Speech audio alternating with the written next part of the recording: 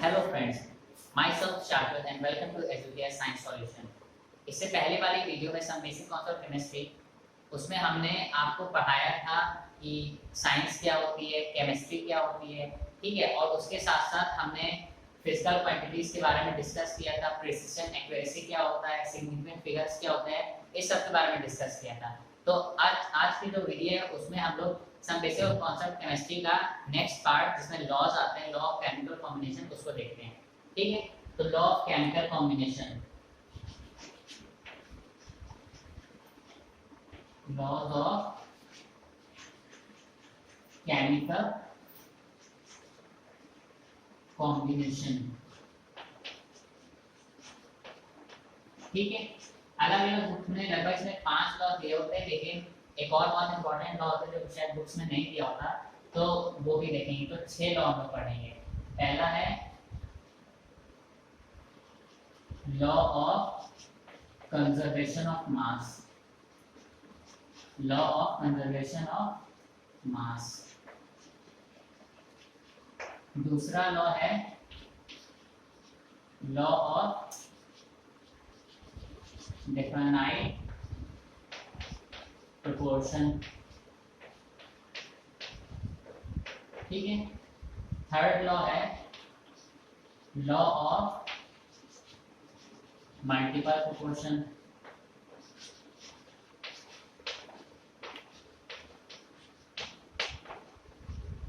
चौथा है law of reciprocal proportion. पांचवा है Galileo's law, and sixth is Avogadro law, ठीक है। तो ये 6 लॉ है, एक एक करके सबको समझते हैं। पहला लॉ ऑफ कंजर्वेशन ऑफ मास, ये हमें एंटोनी लेवोजियर ने दिया था। एंटोनी लेवोजियर, ठीक है। एंटोनी लेवोजियर क्या है, कौन थे? फादर ऑफ केमिस्ट्री, ठीक है। एंटोनी लेवोजियर ने लॉ ऑफ कंजर्वेशन ऑफ मास दिया था। इन्होंने क्या था इस लॉ में, क्या था इस लॉ में, ये कहा गया है कि कोई भी रिएक्शन हो, चाहे वो फिजिकल हो या केमिकल हो, उसमें जो मास ऑफ रिएक्टेंट है और मास ऑफ प्रोडक्ट है वो बराबर रहेगा, ठीक है। तो इसका कंक्लूजन क्या निकला? That matter nether be created not be destroyed, ठीक है। Matter nether be created not be destroyed, पर जैसे कि यहाँ पे मास की बात हो रही है तो हम मास के फॉर्म में ही लेंगे, लेकिन कई बार रिएक्शंस ऐसी होती हैं कि जिसमें मैटर में जो मास और एनर्जी वो इंटरकन्वर्सिबल होती है, और मैटर जो है वो neither created not be destroyed होता है। तो इनका हम लोग स्टेटमेंट नहीं लिखेंगे, ठीक है। आप समझ लीजिए कि mass of reactant mass of product के बराबर है, तो इसका कंक्लूजन क्या निकला? That matter nether be created not be destroyed, किसी भी रिएक्शन में, चाहे वो फिजिकल हो या केमिकल हो, ठीक है। दूसरा जो लॉ है लॉ ऑफ डेफिनाइट प्रोपोर्शन, ये हमें दिया था जोसेफ प्राउस ने। जोसेफ प्राउस, साइंटिस्ट के नेम्स इसमें इंपॉर्टेंट है, और स्टेटमेंट तो आप अगर कॉन्सेप्ट लिया होगा तो आप बना लेंगे। लॉ ऑफ डेफिनाइट प्रोपोर्शन में क्या कहा गया था कि आप कोई भी कंपाउंड किसी भी सोर्स से लीजिए। एक एग्जांपल लेके चलते हैं, आपने वाटर लिया, सी वाटर लिया, टैप वाटर लिया एंड रेन वाटर लिया। तो इस लॉ में कहा गया था कि किसी भी सोर्स से आप कंपाउंड लीजिए, उसमें जो एलिमेंट्स का प्रोपोर्शन होगा, जो उसका प्रोपोर्शन का रेशियो होगा वो सेम होगा। जैसे कि आप वाटर ले लीजिए, तो उसका हाइड्रोजन और ऑक्सीजन का जो रेशियो होगा वो 2:1 होगा, ठीक है, 2:1। तो ये आप सी वाटर ले लीजिए, टैप वाटर ले लीजिए, रेन वाटर लीजिए, ये जो प्रोपोर्शन होगा ये सेम रहेगा, ठीक है, हाइड्रोजन और ऑक्सीजन का। तो ये था लॉ ऑफ डेफिनाइट प्रोपोर्शन। अब हम पढ़ेंगे law of multiple proportion. Law of multiple proportion हमें डाल्टन ने दिया था, ठीक है, डाल्टन ने दिया था हमें लॉ ऑफ मल्टीपल प्रोपोर्शन। इसको समझते हैं। इसमें कहा गया था कि आप 2 एलिमेंट्स ले लीजिए, जैसे कि हमने ले लिया हाइड्रोजन और ऑक्सीजन ले लिया, ठीक है, वाटर बन गया, दो करते थे, बैलेंस कर देते हैं। इसमें लॉ ऑफ मल्टीपल प्रोपोर्शन में कहा गया था कि आप दो एलिमेंट्स लीजिए और उससे एक से ज्यादा कंपाउंड बनाइए। तो हमने हाइड्रोजन ऑक्सीजन लिया, एक तो वाटर बन गया और दूसरा हम लोग हाइड्रोजन पेरोक्साइड बना लेते हैं H2O2। ठीक है, तो इसमें कहा गया था कि अगर हम लोग दो एलिमेंट्स ले रहे हैं और उससे दो से ज्यादा एक से ज्यादा कंपाउंड बन रहे हैं, तो उसमें अगर आप एक के का बाय मास फिक्स कर दो, एक मान लो हम यहाँ पे हाइड्रोजन का 2 ग्राम आया, ठीक है, तो यहाँ पे अगर इसको भी 2 ग्राम्स कर दें, जो भी यहाँ 4 हो जाएगा क्योंकि यहाँ 2 लिया है, ठीक है। तो और यहाँ पे ऑक्सीजन को बैलेंस करने के लिए यहाँ पे 2 और यहाँ पे 2 लगाना पड़ेगा, तो यहाँ पे 32 ग्राम और यहाँ पे हो गया 64 ग्राम। ठीक है, तो अगर हम लोग एक मास को फिक्स करते हैं तो दूसरे एलिमेंट के जो मास का रेशियो आएगा दोनों कंपाउंड्स में, वो सिंपल रेशियो के फॉर्म में आएगा। तो 32/64 रेशियो लेते हैं तो आएगा 1:2। तो ये सिंपल भी है और स्मॉल भी, तो सिंपल और स्मॉल रेशियो आना चाहिए सेकेंड एलिमेंट के मासेस का। ठीक है, तो ये था लॉ ऑफ मल्टीपल प्रोपोर्शन। ठीक है, अब हम लोग पढ़ेंगे law of reciprocal proportion. Law of reciprocal proportion हमें रिचर ने दिया था। मैं स्टेटमेंट नहीं लिखवा रहा हूँ लॉ की, क्योंकि अगर आपको कॉन्सेप्ट क्लियर हो तो आप खुद से लिख सकते हैं। लॉ ऑफ रेसिप्रोकल प्रोपोर्शन हमें रिचर ने दिया था। इसमें कहा गया था कि मान लो आप दो एलिमेंट्स ले लो, मान हमने ले लिया कार्बन, ठीक है, और ऑक्सीजन, और उसमें कहा गया था लॉ में कि इन दोनों का थर्ड एलिमेंट के साथ रिएक्शन कराओ सेपरेटली। तो थर्ड हमने मान लो हाइड्रोजन ले लिया, ठीक है, तो यहाँ पे मीथेन बन जाएगा CH4, यहाँ पे 2 ले लो, ऑक्सीजन का हाइड्रोजन के साथ कराया H2O बन गया। और कहा गया कि अगर जो पहले दो एलिमेंट है उनका भी कर लो, तो कार्बन और ऑक्सीजन का कर लोगे तो CO2 बनेगी। ठीक है, तो उसमें कहा गया था कि जब उनका सेपरेट आउट थर्ड एलिमेंट के साथ आप रिएक्ट कराओगे तो उसका बाय मास रेशियो लो। तो यहाँ पे कार्बन का 12 ग्राम आएगा, कार्बन 12 ग्राम ले रहे हैं या 12 AMU ले रहे हैं, ऑक्सीजन यहाँ पे 16 ले रहे हैं, ऑक्सीजन लेना पड़ेगा तो बैलेंस कर लेते हैं। ठीक है, तो यहाँ पे ऑक्सीजन 32, ठीक है, और इसका जब उन दोनों को आपस में रिएक्ट कराओगे तो जो वेट आएगा बाय मास, ठीक है, तो उसमें कहा गया था जब दो एलिमेंट्स का सेपरेटली कराओगे तो उन सेपरेट रिएक्शंस में जो एलिमेंट का मास होगा उसका रेशियो, तो यहाँ पे क्या आया 12:32, ठीक है, और जो उनका आपस में कराने पे जो बाय मास रेशियो आएगा वो सेम होगा या सेम मल्टीपल फॉर्म्स में होगा। ठीक है, तो ये था लॉ ऑफ रेसिप्रोकल प्रोपोर्शन। समझ गए? ये आप कॉन्सेप्ट क्लियर हो जाए तो आप खुद से भी कर सकते हैं, इसकी स्टेटमेंट लिखने को आती है तो आप खुद से भी कर सकते हैं। ठीक है,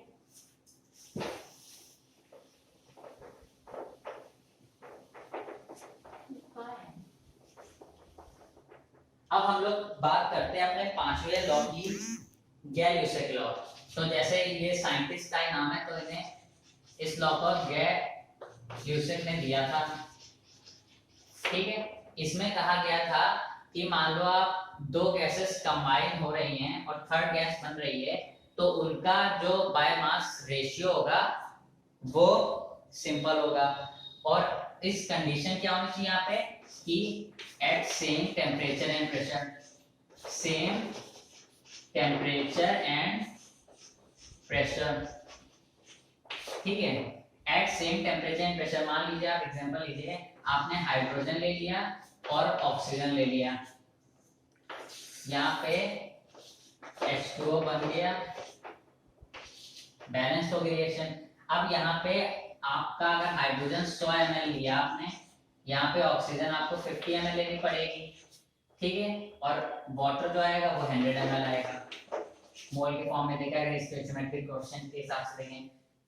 तो यहाँ पे जो रेशियो आएगा हाइड्रोजन ऑक्सीजन और वाटर का वो सिंपलेस्ट होगा 2:1:2 के फॉर्म में आएगा। तो एक सिंपल रेशियो नहीं है। तो यही इस लॉ में गैलिलियो ने कहा था कि अगर टेम्परेचर और प्रेशर सेम हो और दो गैसेस कंबाइन होकर थर्ड गैस बन रही है, यहाँ पे आप इसको इंडिकेट कर दीजिए गैस, तो स्टीम फॉर्म में हो तो गैस मानेंगे, ठीक है। तो उनका जो बाय वॉल्यूम आप रेशियो लोगे वो सिंपल आएगा, सिंपल रेशियो, ठीक है। अब पांचवा, अब जो लास्ट है एवोगैड्रो लॉ, साइंटिस्ट का नाम है एवोगैड्रो, तो उन्हीं के नाम पे ये लॉ है एवोगैड्रो लॉ, और इसे एवोगैड्रो ने दिया था। एवोगैड्रो, इन्होंने क्या कहा था, इन्होंने भी कहा था कि at same temperature and pressure, same temperature and pressure equal volume of gas contains equal number of molecules. मान लीजिए आपने ऑक्सीजन लिया, ठीक है, 1 लीटर, आपने हाइड्रोजन लिया 1 लीटर, तो इसमें जो नंबर ऑफ मॉलिक्यूल्स होंगे दोनों के वो बराबर होंगे। कंडीशन क्या होनी चाहिए, at same temperature and pressure. तो एवोगैड्रो लॉ में क्या था, at same temperature and pressure equal volume of gas contains equal number of molecules. तो अगर हम लोग एसटीपी पे ले लें, एसटीपी पे कंडीशन लें, तो यहाँ पे लीटर 22.4 लीटर ले लें दोनों गैसेस को, तो इनमें जो नंबर ऑफ पार्टिकल्स आएंगे दोनों में ही वो 6.023 इंटू 10 की पावर 23 होंगे मॉलिक्यूल्स, ठीक है। ऑक्सीजन के भी इतने ही होंगे और हाइड्रोजन के भी इतने होंगे, वॉल्यूम सेम है और कंडीशन क्या है, सेम टेम्परेचर एंड प्रेशर। तो ये जो आया इसको बोलते हैं, ये एवोगैड्रो नंबर होता है, एवोगैड्रो नंबर, एवोगैड्रो नंबर, और इसे Na से डिनोट किया जाता है, ठीक है। तो ये था हमारे जो लॉ ऑफ केमिकल कॉम्बिनेशन के 6 लॉज, ठीक है। कॉन्सेप्ट आपका क्लियर होगा तो आप स्टेट में लिख सकते हैं। मेन चीज इसमें होती है कि आपको कॉन्सेप्ट क्लियर होना चाहिए। बच्चे रट लेते हैं स्टेटमेंट्स, उनका कॉन्सेप्ट कभी क्लियर नहीं होता, तो आपका यहाँ कॉन्सेप्ट क्लियर होना चाहिए, ठीक है। अब हम आते हैं कि इस चैप्टर में बुक्स में डाल्टन एटॉमिक थ्योरी दी हुई है।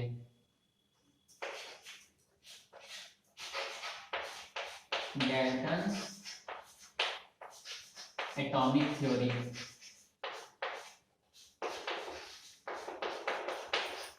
डाल्टन की एटॉमिक थ्योरी से जॉन डाल्टन ने दिया था।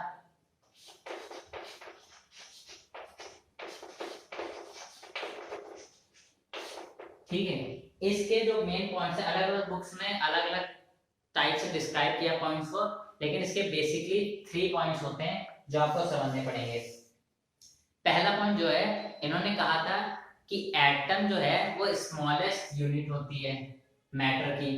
इन्होंने मैटर पे रिसर्च किया था, कंक्लूजन निकाला था कि atom the smallest unit of matter, ठीक है। और साथ ही साथ इन्होंने कहा था कि एटम्स जो होते हैं, atoms are indivisible, atoms are indivisible मतलब फर्दर डिवाइड नहीं हो सकते, और एंड इनडिस्ट्रक्टिबल, इनडिस्ट्रक्टिबल कभी डिस्ट्रॉय नहीं हो सकते। तो पहला पॉइंट इन्होंने ये दिया था। दूसरा पॉइंट इन्होंने कहा था कि जो एलिमेंट्स होते हैं वो सेम काइंड के, सेम टाइप ऑफ एटम से कंबाइन होकर बनते हैं। जिनका सेम टाइप ऑफ एटम का मतलब इन्होंने कहा था कि उसका जो मास होगा, एटम्स का एटॉमिक मास वो सेम होगा, उसकी प्रॉपर्टी सेम होगी, ठीक है। तो इन्होंने दूसरा पॉइंट जो दिया था वो कहा था elements are made of same types of atoms, मतलब उनकी प्रॉपर्टी सेम होगी, उनका मास सेम होगा, ठीक है। और इनका थर्ड पॉइंट जो था वो कंपाउंड का था। इन्होंने कहा था कि कंपाउंड्स जो होते हैं वो डिफरेंट टाइप ऑफ एटम से कंबाइन होकर मिलते हैं, जिनकी प्रॉपर्टीज डिफरेंट होती है, उनका मास डिफरेंट होता है, ठीक है, एटॉमिक मास डिफरेंट होता है। तो इन्होंने थर्ड पॉइंट ये कहा था, compounds are made of different kinds of atoms, ठीक है। तो ये बेसिकली इनके तीन लॉस थे जो आप समझ गए। इनकी लिमिटेशन क्या थी? लिमिटेशन, इनकी पहली लिमिटेशन थी कि ये पहली बात तो इन्होंने जो कहा था कि एटम जो होते हैं स्मॉलेस्ट यूनिट होते हैं जो कि इनडिविजिबल होते हैं। तो इनकी आधी बात सही थी कि एटम जो होते हैं स्मॉलेस्ट यूनिट होते हैं जो कि रिएक्शन में टेक पार्ट करते हैं। लेकिन इनका जो पॉइंट है कि एटम इनडिविजिबल होते हैं, वो फर्दर डिवाइड नहीं होते, वो गलत था। क्योंकि एटम जो होते हैं, आज जब रिसर्च हुई तो पता चला कि एटम्स डिवाइड होकर सब एटॉमिक पार्टिकल्स बनते हैं, जैसे कि प्रोटॉन्स, न्यूट्रॉन्स, इलेक्ट्रॉन्स, ठीक है। तो इनका ये पॉइंट गलत था कि atoms can further divide two सब एटॉमिक पार्टिकल्स,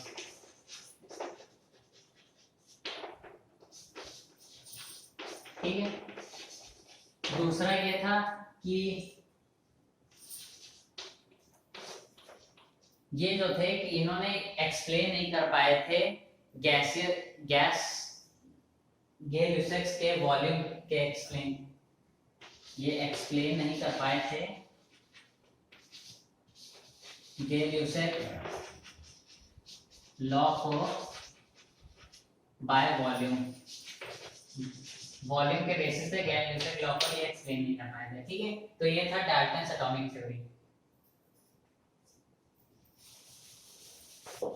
अलग बुक्स में काफी ब्रीफ में डिस्क्राइब किया होता है, या YouTube पे जो वीडियोस लोग बनाते हैं वो पूरी 30-40 मिनट की एक डाल्टन एटॉमिक थ्योरी पे बनाते हैं, पर वो इतना इंपॉर्टेंट नहीं होता क्योंकि ये थ्योरी इतनी सही भी नहीं थी, पर ये बेस के फॉर्म में काम करती है, इससे आगे रिसर्च होती है, ठीक है। अब हम लोग बात करते हैं कि atomic mass unit, atomic mass unit जैसे AMU बोलते हैं, AMU। तो ये क्या है? इसे समझने से पहले आपको समझना पड़ेगा कि जैसे कि हर एक एलिमेंट को एटॉमिक मास देना जरूरी था और उसके लिए एक बेस पता होना चाहिए था। तो पहले लोगों ने कहा कि हाइड्रोजन को हम लोग बेस मान के रखते हैं और उसके मदद से हम लोग बाकी एलिमेंट्स का जो एटॉमिक मास है वो निकाल सकते हैं। पर इसमें प्रॉब्लम क्या थी कि जब एलिमेंट्स का हम लोग ने मास निकाला तो कई बार एलिमेंट्स का एटॉमिक मास जो था वो फ्रैक्शन में आ रहा था, जो जिससे दिक्कत हो रही थी कैलकुलेशंस में। तो कई जब रिसर्च हुई तो पता चला कि कार्बन का एक आइसोटोप होता है C12, वो उसको हम लोग बेस मान के चलते हैं, ठीक है।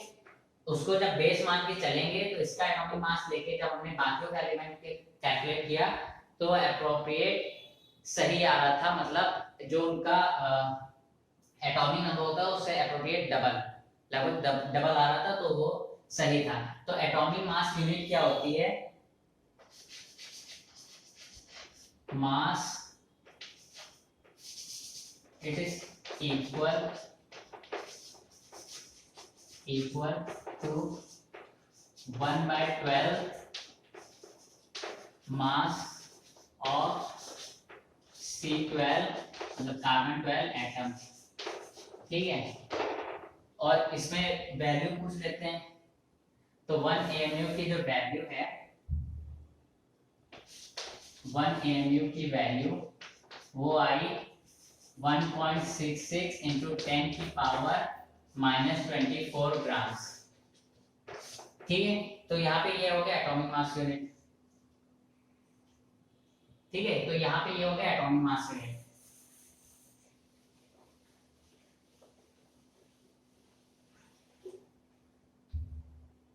अब हम लोग समझते हैं मोल कॉन्सेप्ट। मोल कॉन्सेप्ट जिसमें हम लोग मोलैरिटी तो ये मैंने वीडियो बनाई है सॉल्यूशन पार्ट 1, उसमें हमने मोल कॉन्सेप्ट को बेसिकली नॉर्मेलिटी मोलैरिटी है, इस सबको मैंने मोल फ्रैक्शन इस सबको मैंने डिस्क्राइब किया है, तो आप उसका लिंक जो है मैं डिस्क्रिप्शन में दे दूंगा, वो आप देख लीजिएगा। तो मोल कॉन्सेप्ट में जो इस चैप्टर में यूज होने वाली चीजें मैं वो बताता हूँ कि 1 मोल जो होगा उसमें नंबर ऑफ पार्टिकल्स 6.023 into 10 की पावर 23 होंगे।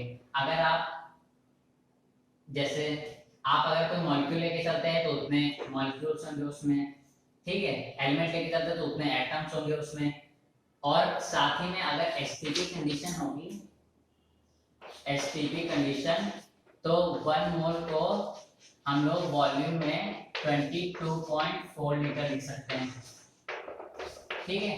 तो ये दो चीजें, ये दो वैल्यूज इस चैप्टर में काम आएंगी जब हम न्यूमेरिकल्स करेंगे, ठीक है। अब बात करते हैं परसेंटेज कंपोजिशन की। परसेंटेज कंपोजिशन, अच्छा यहाँ एसटीपी पे जो हम लोग टेम्परेचर और प्रेशर लेंगे, तो टेम्परेचर जो होगा वो 0 डिग्री सेल्सियस 273 केल्विन होगा, और जो प्रेशर होगा वो 1 एटमॉस्फेरिक लेके चलते हैं, ठीक है। अब हम बात करते हैं percentage composition. Percentage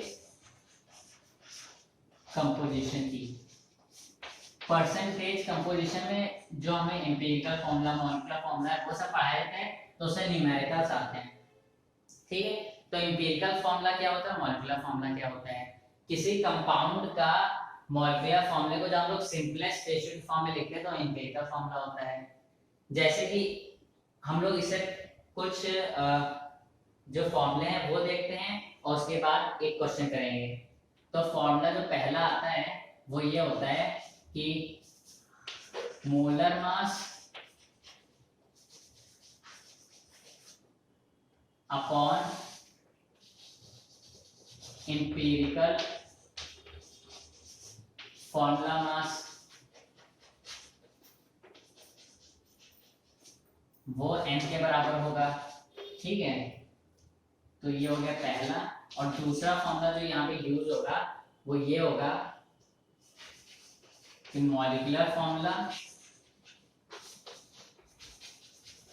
formula equals to n into empirical formula.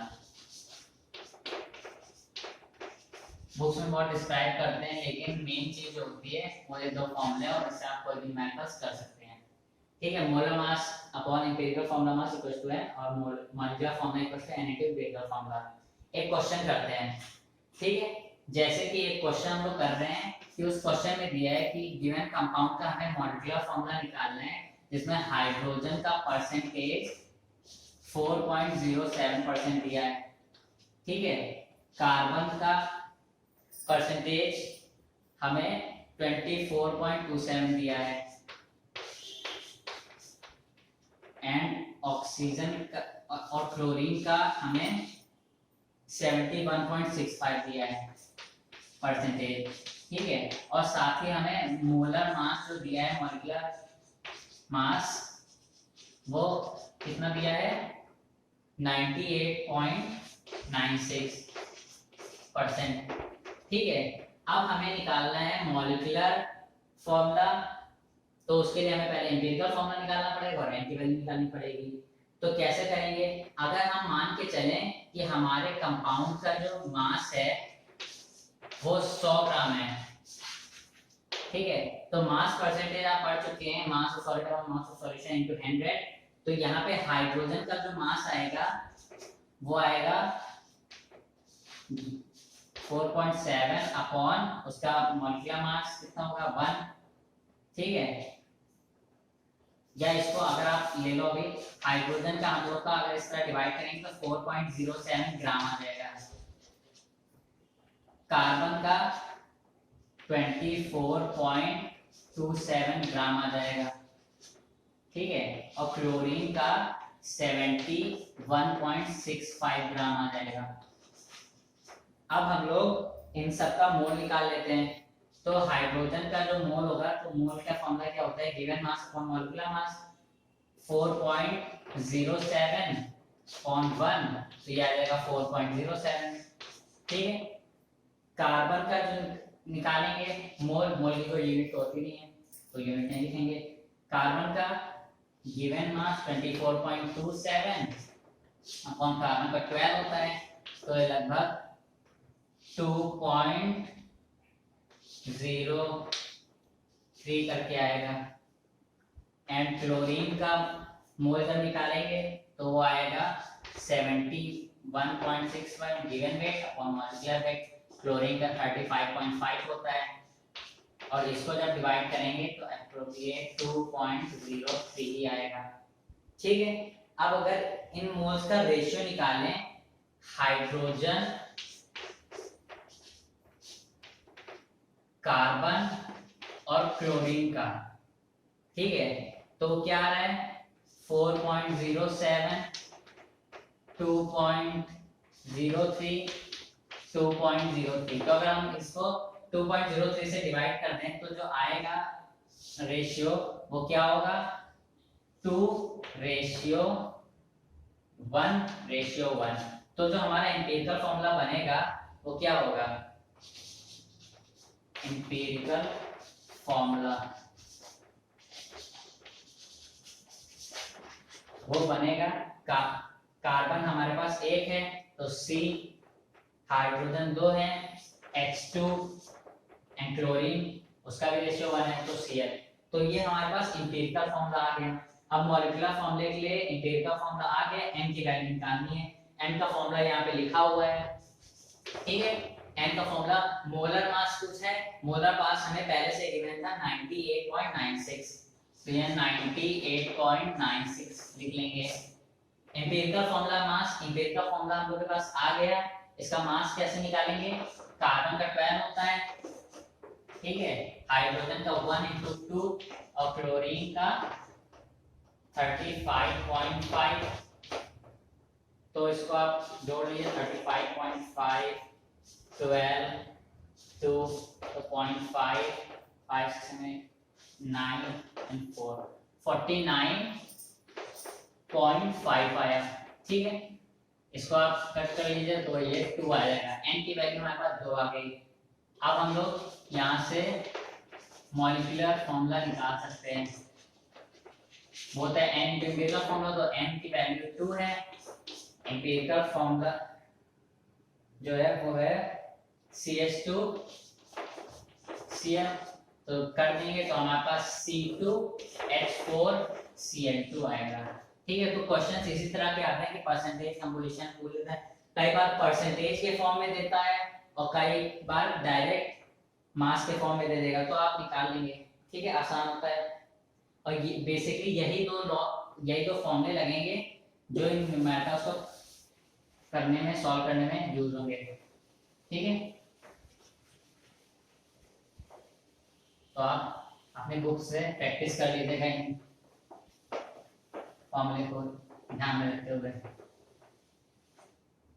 ठीक है, अब हम लोग बात करते हैं स्टिचियोमेट्री की।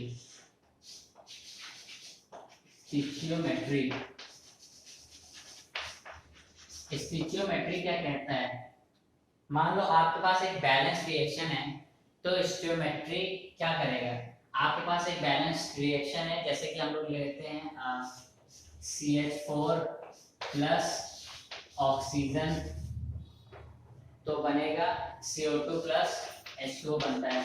इसको बैलेंस करते हैं, कार्बन 1 2, यहाँ पे हाइड्रोजन कर दो 4 2 2 4, तो यहाँ 2, तो ये हमारे पास एक बैलेंस रिएक्शन आ गई। ठीक है, तो ये दो जो हैं ये हैं हमारे पास स्टोइचियोमेट्रिक कोएफिशिएंट, और ये स्टोइचियोमेट्रिक कोएफिशिएंट्स क्या करते हैं, ये हमें कैलकुलेट करने में मदद करते हैं, कैलकुलेट मोल्स, मास एक्सेट्रा। ठीक है, तो ये मोल्स और मास को कैलकुलेट करने में मदद करते हैं, स्टोइचियोमेट्रिक कोएफिशिएंट्स कहते हैं। ये हो गया हमारा रिएक्टेंट और ये प्रोडक्ट हो गया। ठीक है, तो बैलेंस केमिकल रिएक्शन में स्टोइकोमेट्रिक कोएफिशिएंट जो होते हैं वो हमें मदद करते हैं मोल्स निकालने में, मास निकालने में। एक अगर हम लोग इसका एग्जांपल लेके एक क्वेश्चन करें तो वो ये होगा, एक क्वेश्चन मान के चलते हैं कि हमें यही वाला करके चलते हैं। CH4 एक रिएक्शन दी है, balance chemical reaction, oxygen via CO2 plus 2 molecule H2O। ठीक है, तो ये क्या रिप्रेजेंट करते हैं? ये रिप्रेजेंट करते हैं मोल्स को।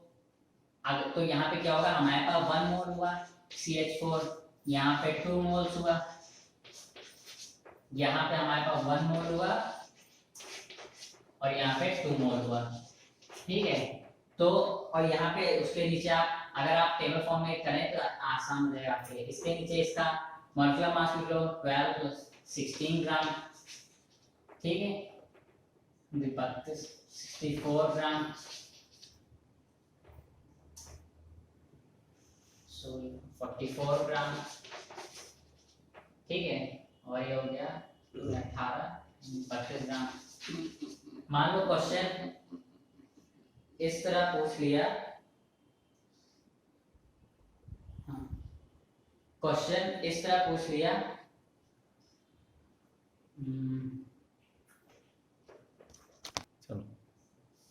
सॉरी यहाँ 36 ग्राम है। ठीक है, तो अगर हमें इस तरह क्वेश्चन दे दिया कि CO2 हमें गिवन है 12 ग्राम, 12 ग्राम CO2 बनी है कितने ग्राम CH4 से, कितने ग्राम मीथेन से, ये क्वेश्चन पूछ लिया हमसे। तो आप इसकी मदद से जो आपको कैसे निकालेंगे, आपको जो बैलेंस रिएक्शन है उससे जो आप डाटा निकालने हैं उसकी मदद से आप निकालेंगे।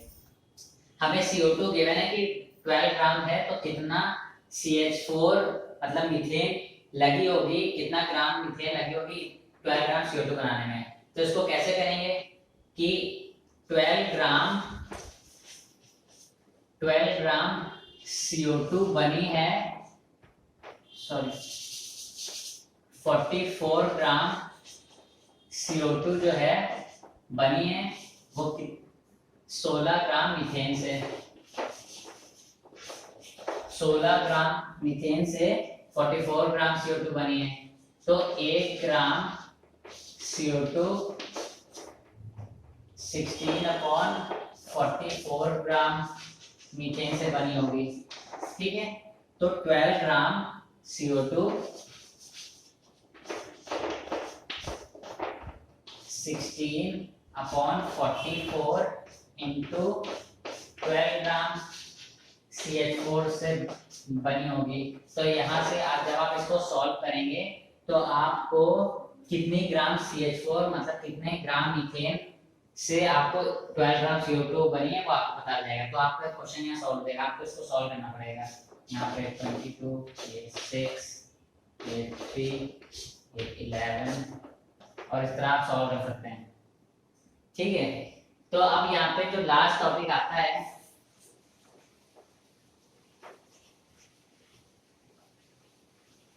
वो होता है लिमिटिंग रिएजेंट। लिमिटिंग रिएजेंट क्या होता है? Limiting reagent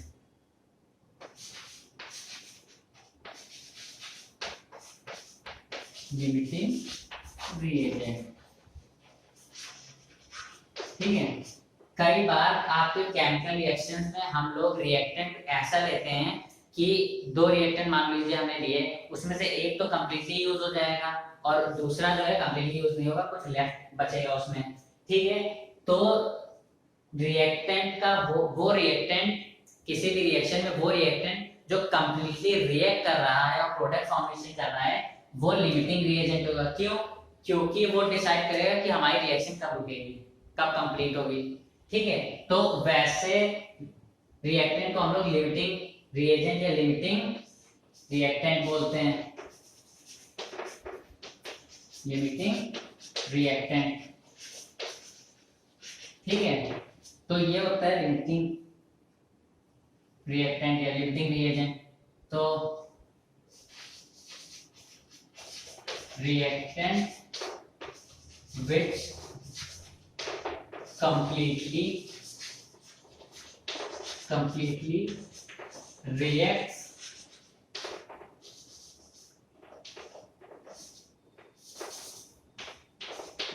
in the reaction, वो लिमिटिंग रिएजेंट होगा। ठीक है, तो इसको एक एग्जांपल से समझते हैं। ठीक है, मान लीजिए आपको हाइड्रोजन दिया है 4 ग्राम और ऑक्सीजन दिया है 50 ग्राम और कहा है कि इसको कंबाइन कीजिए और इसमें हम लोग को पता लगाना है कि लिमिटिंग रिएजेंट कौन सा है। तो इसकी आप बैलेंस रिएक्शन लिखिए, हाइड्रोजन ऑक्सीजन H2 बनेगा। ठीक है, तो अभी स्टोइचियोमेट्री में हमने पढ़ा था कि अगर ये हमारे पास 4 ग्राम है और 32 ग्राम ऑक्सीजन लेंगे तो यहाँ पे हम लोग का 36 ग्राम वाटर बनेगा। ठीक है, और हमें यहाँ पे क्या दिया है, अवेलेबल क्या है, यहाँ पे अवेलेबल में है हाइड्रोजन हमें 4 ग्राम दी हुई है। ठीक है, ऑक्सीजन हमें 50 ग्राम दी है। ठीक है, तो अभी रिएक्टेंट्स में हम लोग को लिमिटिंग रिएजेंट पहचानना है कि कौन सा है। तो यहाँ पे अगर देखा जाए तो 4 ग्राम हाइड्रोजन 32 ग्राम ऑक्सीजन से कंबाइन होकर तो 36 ग्राम वाटर बनेगा। हमें 4 ग्राम हाइड्रोजन दिया है और 50 ग्राम ऑक्सीजन दिया है। इसका मतलब क्या है कि यहाँ पे ऑक्सीजन जो है वो एक्स्ट्रा में प्रेजेंट है। कितना एक्स्ट्रा में प्रेजेंट है, 18 ग्राम। ठीक है, और हाइड्रोजन जो है वो कंप्लीटली रिएक्ट कर रहा है। तो यहाँ पे हाइड्रोजन जो होगा वो हमारा लिमिटिंग रिएजेंट होगा। ठीक है, लिमिटिंग रिएजेंट होगा। तो इसी जगह पे अगर हम लोग ऑक्सीजन 32 ग्राम ले लें, 32 ग्राम और हाइड्रोजन 8 ग्राम ले लें। ठीक है, तो 8 ग्राम हाइड्रोजन के लिए हमें 64 ग्राम ऑक्सीजन नेसेसरी होती है, लेकिन हमारे पास 32 ग्राम प्रेजेंट है। तो इसका मतलब क्या है कि ऑक्सीजन कंप्लीटली रिएक्ट कर जाएगी और हाइड्रोजन लेफ्ट हो जाएगी। तो इस केस में ऑक्सीजन जो होगा वो लिमिटिंग रिएजेंट हो जाएगा, क्योंकि वो डिसाइड करेगा कि रिएक्शन कब कंप्लीट होगी। ठीक है, तो इस तरह ये लिमिटिंग रिएजेंट आप समझ गए, एग्जांपल्स देख लिए। तो यहाँ पे हमारा some basic concept of chemistry chapter 1 class 11 खत्म होता है। Thank you.